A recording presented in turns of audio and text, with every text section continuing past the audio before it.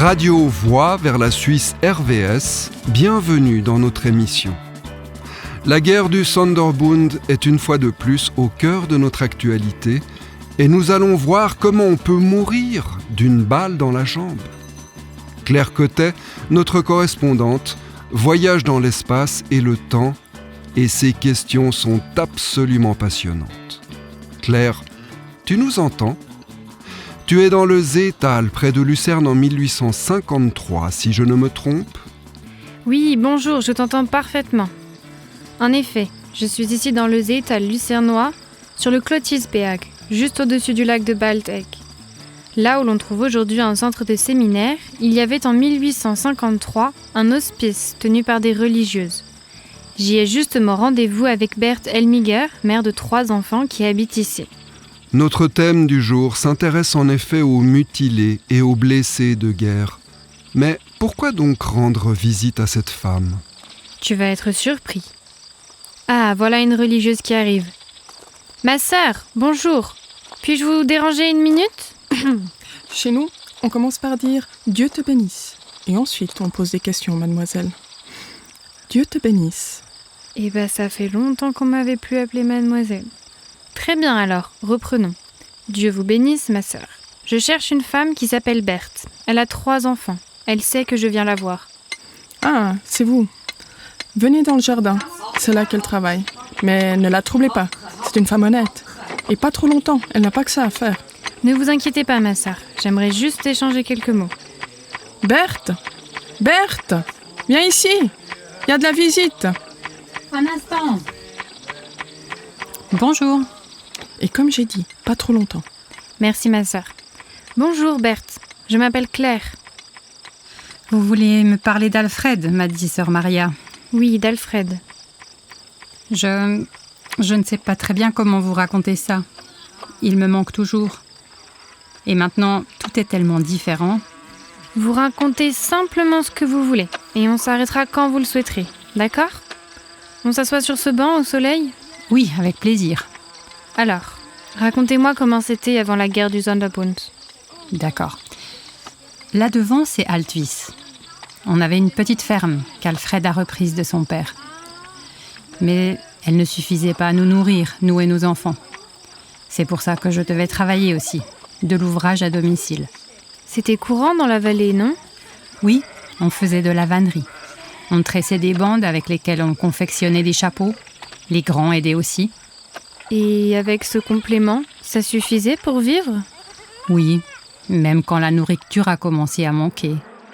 Et ensuite ? Alors, Alfred a été mobilisé. C'est par tirage au sort qu'il a su là où il devait aller, à Gizikon. On lui a collé un fusil dans les mains, un sac sur le dos et encore un sac avec les balles et la poudre. Tout est allé si vite. Nous, dès ce moment, nous n'avons fait qu'espérer et prier pour qu'il revienne sain et sauf. Ça n'a servi à rien, malheureusement.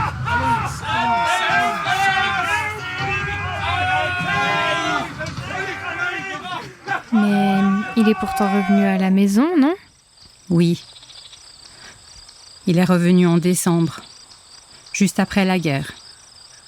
Ils l'ont ramené dans une charrette. Il frissonnait, tellement il avait de la fièvre. Sa jambe, il avait reçu une balle dans le genou. Et il était si mal en point pour une balle dans le genou ? La plaie était très rapidement devenue rouge et enflée.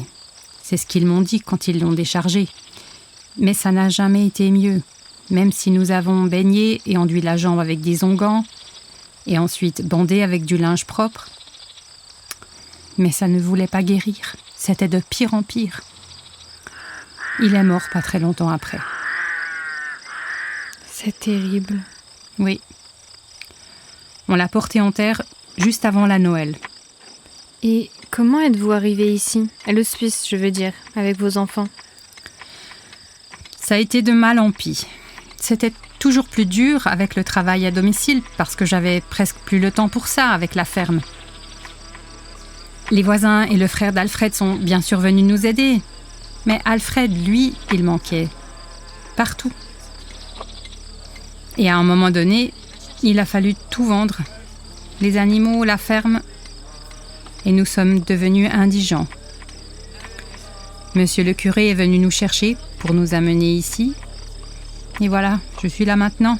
Et je resterai ici probablement pour toujours.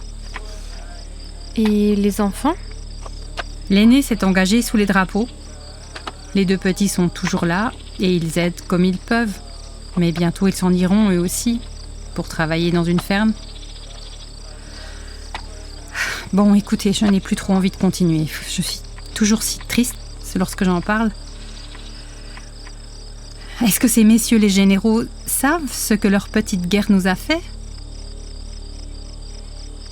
Bonne question. Et pour être honnête, je ne sais pas vraiment quoi vous dire. Voilà, un peu d'argent. Prenez-le pendant que la sœur a le dos tourné. Oh non, gardez-le. Si quelqu'un découvre que j'ai de l'argent, je dois de toute façon le donner. Ou alors on va me dire que je l'ai volé. Non, je ne veux pas d'argent. Mais merci. Et adieu. Adieu, Berthe. J'aimerais tellement vous souhaiter quelque chose, mais je ne sais pas quoi.